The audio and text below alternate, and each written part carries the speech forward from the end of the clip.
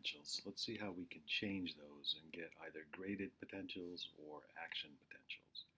Start with graded potentials. Those are short-lived, localized changes in the membrane potential. The stronger the stimulus that starts the change, the more voltage change and the further it will go from that local point. It's going to be triggered by whatever stimulus it is that opens ion-gated channels.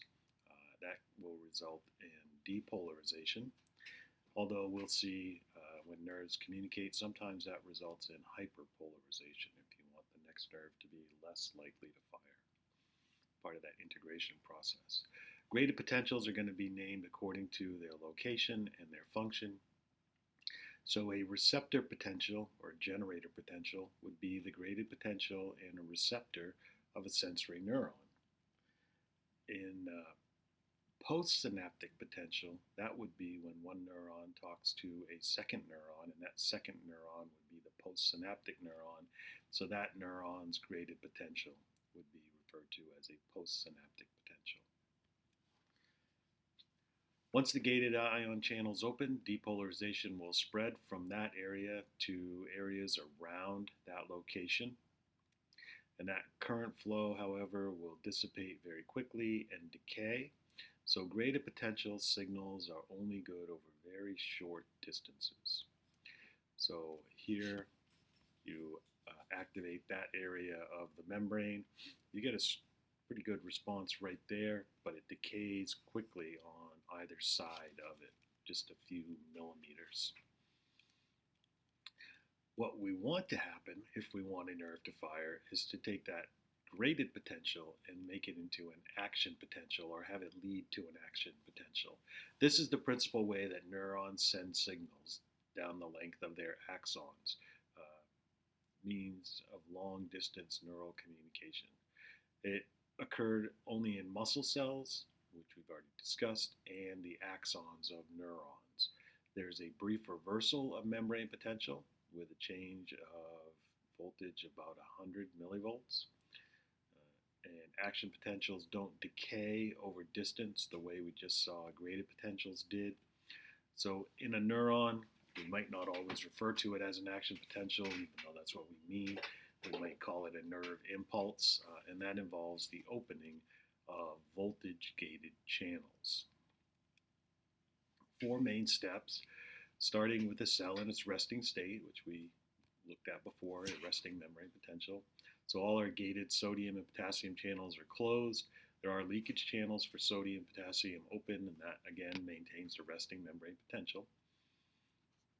The sodium channel has 2 voltage sensitive gates, an activation gate, which is closed at rest, opened with depolarization, allows sodium to enter the cell, and an inactivation gate. The inactivation gate is open at rest and it blocks the channel once it's open to prevent more sodium from entering the cell.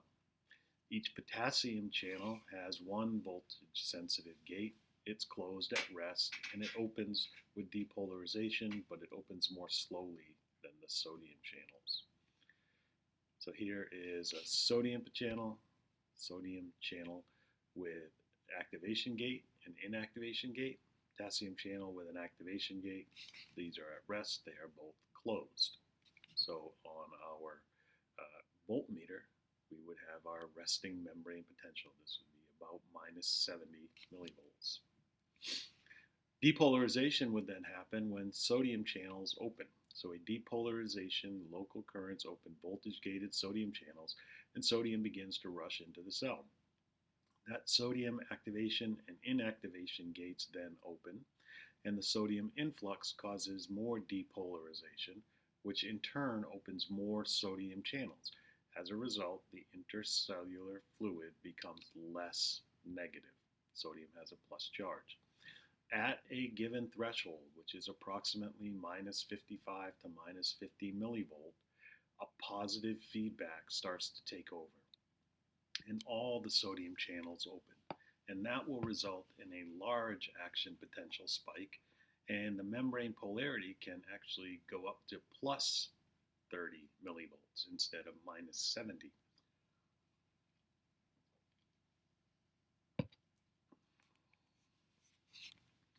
So sodium channels open, the gated channel opens, this moves out of the way, sodium rushes into the cell, and we go from -70 all the way up to +30. That's it. Then we have to repolarize. Repolarization, the sodium channels are inactivating, and potassium channels start to open. Sodium channels inactivation gates close, so the membrane permeability to sodium declines to its resting state. That action potential spike stops rising, and now voltage gated potassium channels begin to open, and potassium exits the cell following its electrochemical gradient, going down where there's less potassium and where there's less negative charge. That leads to repolarization, which will return the membrane to its resting potential, but it's back there with sodium and potassium on opposite sides of the membrane.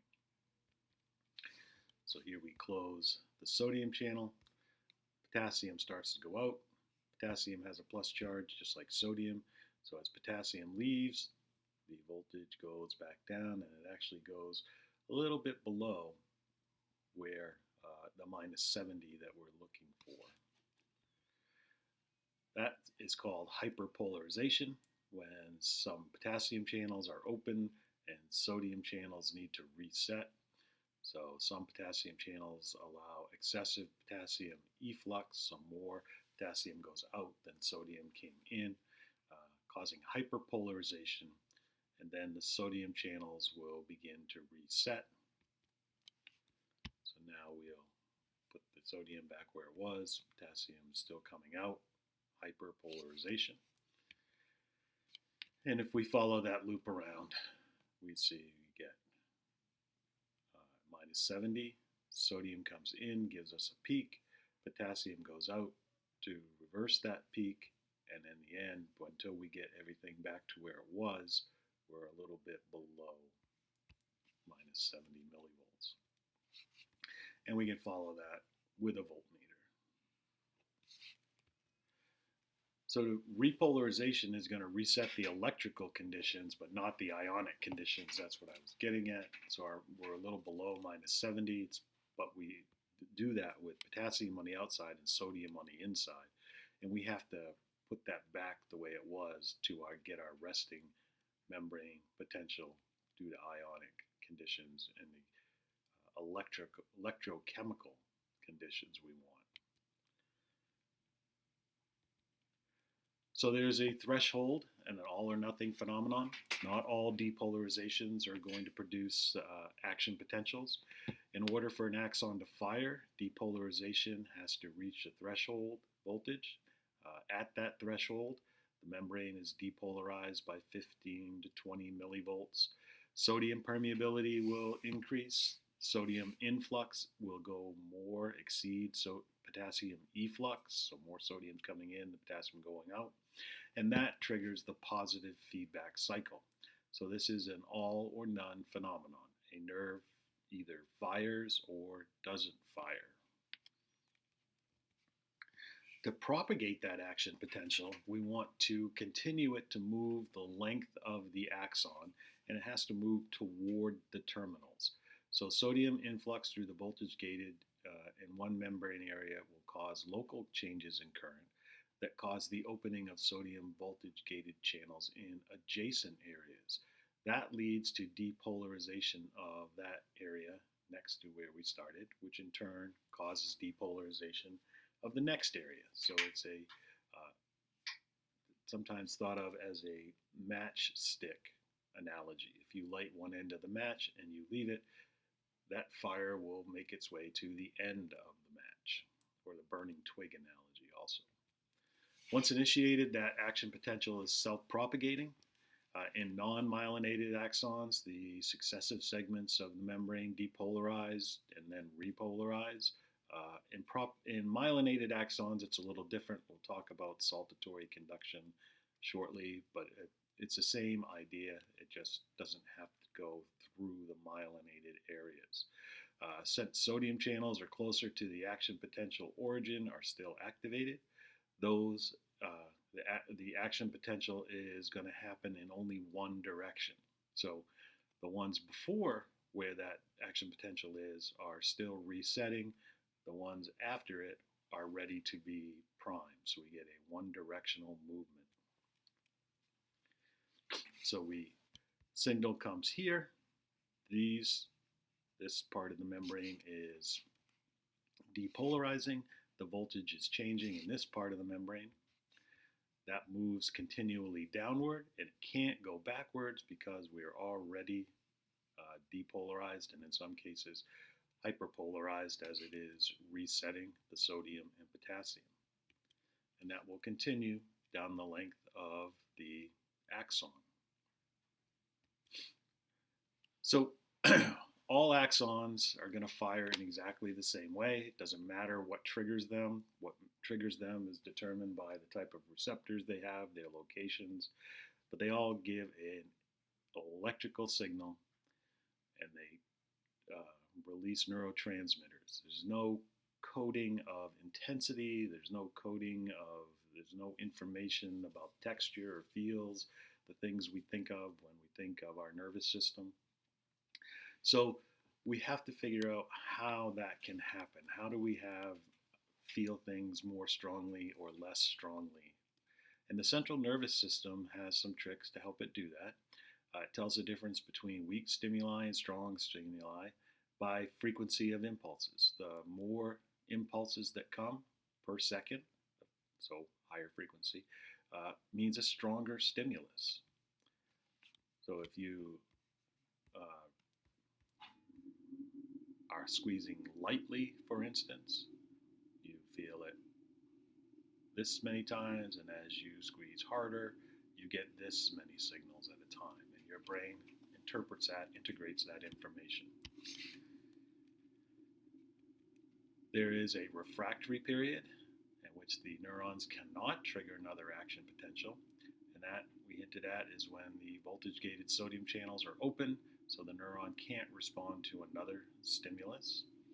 There are a couple of kinds of refractory periods that will become important to us.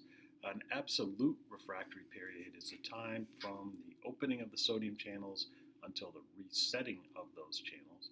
That's very important for making sure that action potential is an all or none event, and it also enforces the one-way transmission. You can't redo the ones behind that action potential. The relative refractory period is after the absolute refractory period. This is when most of the sodium channels have returned to their resting state.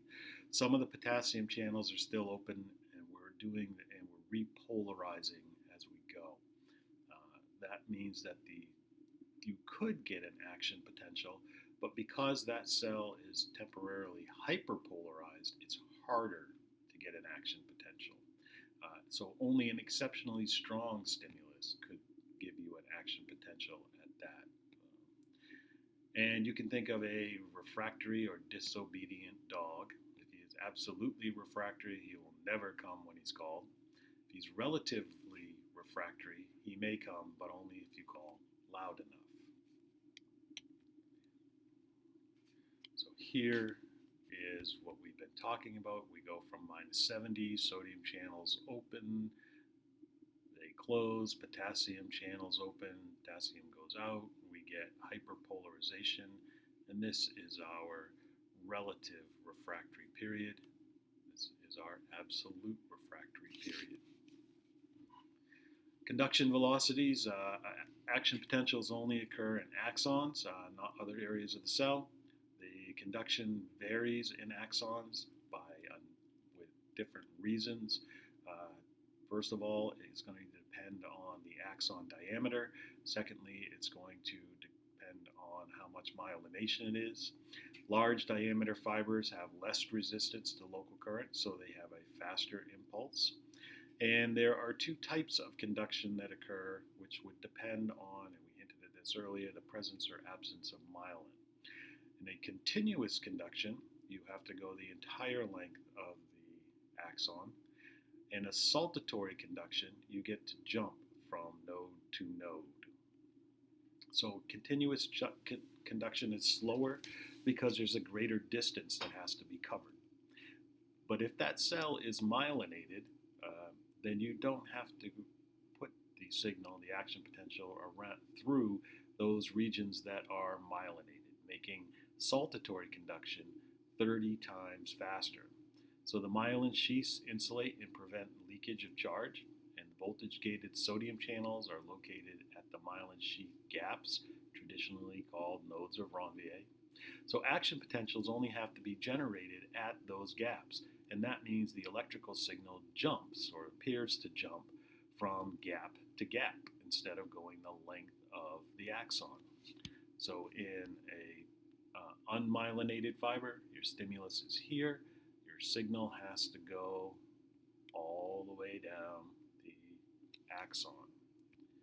In a myelinated fiber, the stimulus is here, it can jump to here, to here, to here.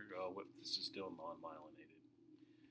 This is the one I'm looking for. In a non-myelinated fiber, the stimulus is here, it jumps that myelin sheath and goes to the next node of Ranvier or myelin sheath gap, and that makes it much faster.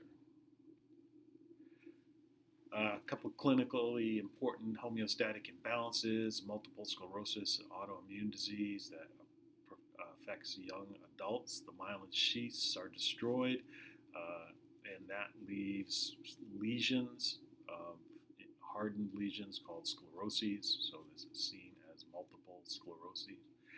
That impulse conduction slows, and eventually it will cease. Demyelinated axons have more sodium channels, and that causes the cycles of relapse and remission. Symptoms include visual disturbances, weakness, loss of muscle control, speech disturbance, incontinence. There are drugs that are modifying the immune system activity that are showing some promise. There are some other very promising drugs, but really we don't have a good treatment for multiple sclerosis at this point. We may not be able to prevent it at this point, but vitamin D levels help reduce the risk of development. There's some evidence for that.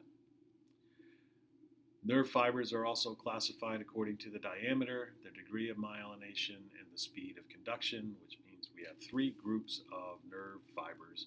Group A are the largest. They're myelinated somatic, sensory, and motor fibers of the skin, muscles, and joints. Their transmission rate is about 150 meters per second, which for us Americans works out to about 300 miles per hour. Group B fibers are intermediate in diameter, lightly myelinated, and their speed is about 15 meters per second or 30 miles per hour. And Group C fibers are the smallest. They are unmyelinated, and theirs is 1 meter per second, which works out to be about 2 miles per hour. Groups B and C are in the autonomic, visceral, motor, and sensory fibers that go to visceral organs when we talk about the autonomic nervous system. Impaired action potential impulses can be caused by a number of chemical and physical factors. Local anesthetics are going to work by blocking voltage-gated sodium channels. Cold temperature, continuous pressure interrupt blood circulation, delivery of oxygen to the neurons. So cold fingers can get numb or your foot can go to sleep.